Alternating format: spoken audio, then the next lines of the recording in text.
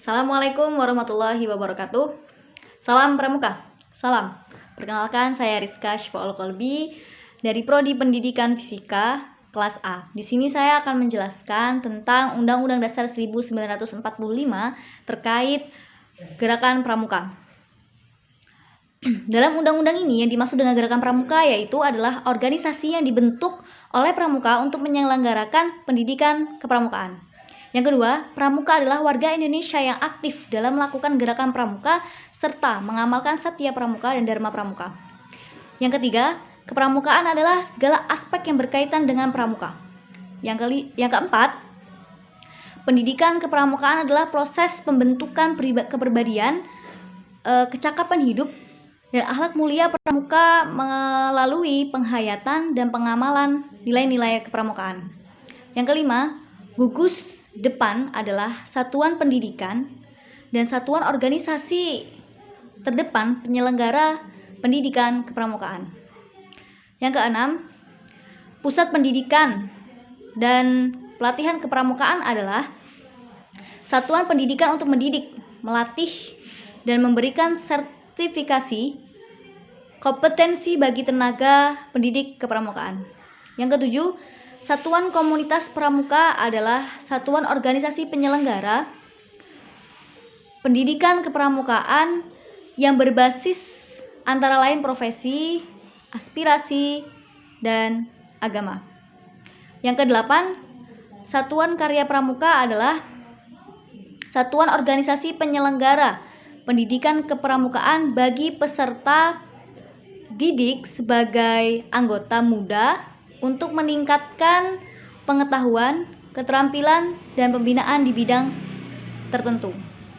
Yang nomor 9, gugus dharma pramuka adalah satuan organisasi bagi anggota pramuka dewasa untuk memajukan gerakan pramuka. Yang ke-10, kuartir adalah satuan organisasi pengelola gerakan pramuka yang dipimpin secara langsung atau secara kolektif pada setiap tingkatan wilayah tertentu.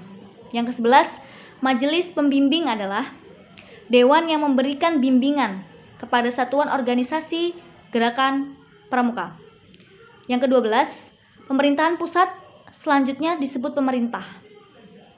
Adalah Presiden Republik Indonesia yang memegang kekuasaan pemerintah negara Republik Indonesia sebagaimana dimaksud dalam Undang-Undang Dasar 1945. Yang ke-13, pemerintah daerah adalah gubernur, bupati, atau wali kota dan perangkat daerah sebagai unsur penyelenggara pemerintahan daerah. Yang nomor 14, menteri adalah menteri yang membidangi urusan pemuda. Pada pasal 2, gerakan kepramukaan berasaskan Pancasila. Pada pasal ketiga, gerakan pramuka berfungsi sebagai wadah untuk mencapai tujuan pramuka melalui A. Pendidikan dan pelatihan kepramukaan, B. Pengembangan pramuka, C. Pengabdian masyarakat dan orang tua, dan yang D. Permainan yang berorientasi pada pendidikan.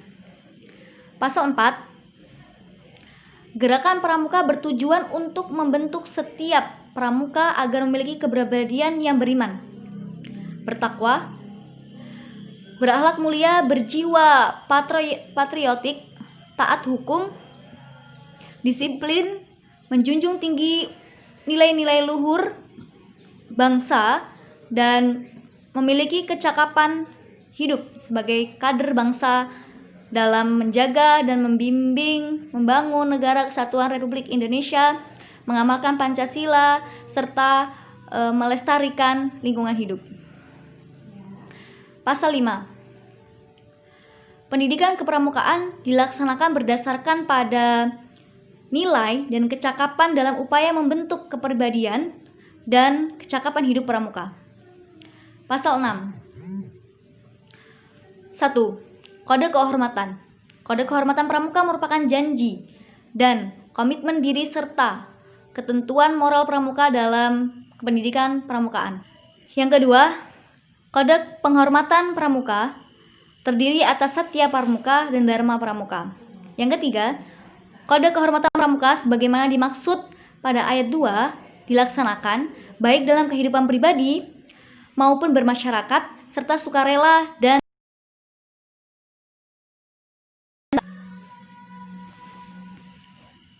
yang keempat, Satya Parmuka sebagaimana dimaksud pada ayat 2 berbunyi, demi kehormatanku, aku berjanji akan bersungguh-sungguh menjalankan kewajibanku terhadap Tuhan Yang Maha Esa dan Negara Kesatuan Republik Indonesia, mengamalkan Pancasila, menolong sesama hidup, ikut masyarakat, serta menepati dasa dharma. Yang kelima, dasa dharma sebagaimana yang dimaksud pada ayat 2 berbunyi, pramuka itu 1. Takwa kepada Tuhan Yang Maha Esa. 2. Cinta alam dan kasih sayang sesama manusia. 3. Patriot yang sopan dan ksatria. Keempat, patuh dan suka bermusyawarah. Kelima, rela menolong dan tabah. Keenam, rajin, terampil, dan gembira. Ketujuh, hemat, cermat, dan bersahaja. 8. Disiplin, berani, dan setia.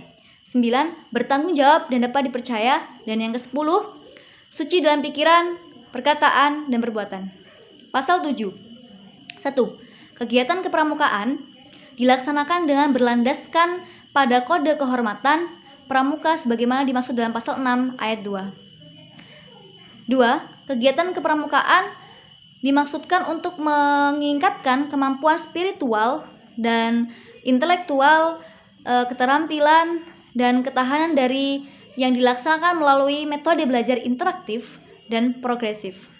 Yang ketiga, metode belajar interaktif dan progresif sebagaimana dimaksud pada ayat 2 diwujudkan melalui interaksi A. Pengamalan kode kehormatan pramuka. B. Kegiatan belajar sambil melakukan. C. Kegiatan yang berkelompok, bekerjasama, dan berkompetisi. Yang D. Kegiatan yang menantang. Yang E. Kegiatan di alam terbuka. Yang F. Kehadiran orang dewasa yang memberikan dorongan dan dukungan. Yang G. Penghargaan berupa tanda kecakapan. Dan H. Satuan terpisah antara putra dan putri. Yang keempat, penerapan metode belajar sebagaimana dimaksudkan pada ayat 2 disesuaikan dengan kemampuan fisik dan mental pramuka. Yang kelima, penilaian atas hasil pendidikan kepramukaan sebagaimana dimaksud pada ayat 2 dilaksanakan dengan berdasarkan pada pencapaian persyaratan kecakapan umum dan kecakapan khusus serta pencapaian nilai-nilai kepramukaan. Yang nomor 6, pencapaian nilai pendidikan kepramukaan sebagaimana dimaksud pada ayat 5 dinyatakan dalam sertifikat atau tanda kecakapan umum dan kecakapan khusus. Pasal 8, nilai kepramukaan sebagaimana dimaksud dalam pasal 5 mencakup A. Keimanan dan ketakwaan kepada Tuhan Yang Maha Esa. B. Kecintaan pada alam dan sesama manusia. C. Kecintaan pada tanah air dan bangsa. D. Kedisiplinan, keberanian, dan kesetiaan. E. Tolong-menolong. F. Bertanggung jawab dan dapat dipercaya. G. Jernih dalam berpikir, berkata, dan berbuat. H. Hemat, cermat, dan bersahaja. Dan I. Rajin dan terampil. Nilai kepramukaan sebagaimana dimaksud pada ayat 1 merupakan inti kurikulum pendidikan kepramukaan. Pasal 9, kecakapan sebagaimana dimaksud dalam pasal 5 terdiri atas kecakapan umum dan kecakapan khusus. Pasal 10, kegiatan pendidikan pramukaan dilaksanakan dalam menggunakan sistem Among. 2.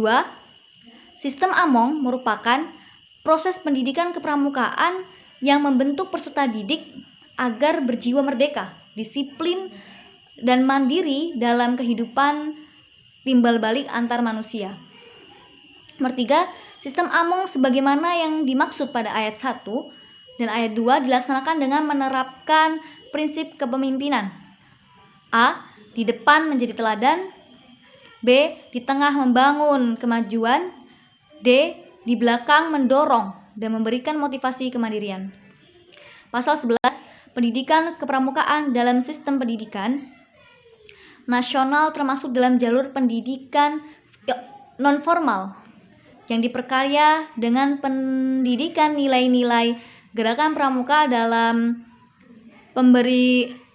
pembentukan kepribadian yang berakhlak mulia, berjiwa patriotik, taat hukum, disiplin, menjunjung tinggi nilai-nilai luhur bangsa, dan memiliki kecakapan hidup. Pasal 12. Jenjang pendidikan kepramukaan terdiri atas jenjang pendidikan A. Siaga, B. Penggalang, C. Penegak, dan D. Pandega. Pasal 13. Setiap warga negara Indonesia yang berusia 7 sampai dengan 50 tahun berhak ikut serta sebagai peserta didik dalam pendidikan kepramukaan. 2. Peserta didik sebagaimana dimaksud pada ayat 1 terdiri atas A. Pramuka siaga, B. Pramuka penggalang, C. Pramuka penegak, dan D. Pramuka pandega. Peserta didik sebagaimana dimaksud pada ayat 1 dalam pendidikan kepramukaan disebut dengan anggota muda. Pasal 14. Tenaga pendidik dalam pendidikan kepramukaan terdiri atas A. Pembina, B. Pelatih, C. Pamong, dan D. Instruktur. 2. Tenaga pendidik sebagaimana dimaksud pada ayat 1 harus memenuhi persyaratan standar tenaga pendidik. 3. Tenaga pendidik sebagaimana dimaksud pada ayat 1 dalam kependidikan kepramukaan disebut sebagai anggota dewasa. Pasal 15. Kurikulum pendidikan kepramukaan yang mencakup aspek nilai sebagaimana dimaksudkan dalam pasal 8 ayat 1 dan kecakapan bagaimana dimaksud dalam pasal 9 disusun sesuai dengan jenjang pendidikan kepramukaan dan harus memenuhi persyaratan standar kurikulum yang diterapkan oleh Badan Standarisasi sesuai dengan ketentuan peraturan perundang-undangan. Pasal 16. Satuan pendidikan kepramukaan terdiri atas A. Gugus depan, dan B. Pusat pendidikan dan pelatihan. Pasal 17. Evaluasi dilakukan dalam rangka pengendalian mutu pendidikan kepramukaan sebagai bentuk akuntabilitas penyelenggaraan pendidikan kepramukaan kepada pihak yang berkepentingan. 2. Evaluasi dilakukan terhadap peserta didik, tenaga didik, dan kurikulum pada setiap jenjang dan satuan pendidikan kepramukaan. Nomor 3. Evaluasi terhadap peserta didik dilakukan oleh pembina. Yang keempat, evaluasi terhadap tenaga didik dilakukan oleh Pusat Pendidikan dan Pelatihan Nasional yang dibentuk oleh Kuartir Nasional. Yang kelima, evaluasi terhadap kurikulum pendidikan kepramukaan dilakukan oleh Pusat Pendidikan dan Pelatihan Nasional yang dibentuk oleh Kuartir Nasional. Pasal 18, akreditasi dilakukan untuk menentukan kelayakan kegiatan dan satuan pendidikan kepramukaan pada setiap jenjang pendidikan kepramukaan. 2. Akreditasi dilakukan atas dasar kriteria yang bersifat terbuka dan dilakukan oleh lembaga akreditasi sesuai dengan peraturan perundang-undangan. Pasal 19.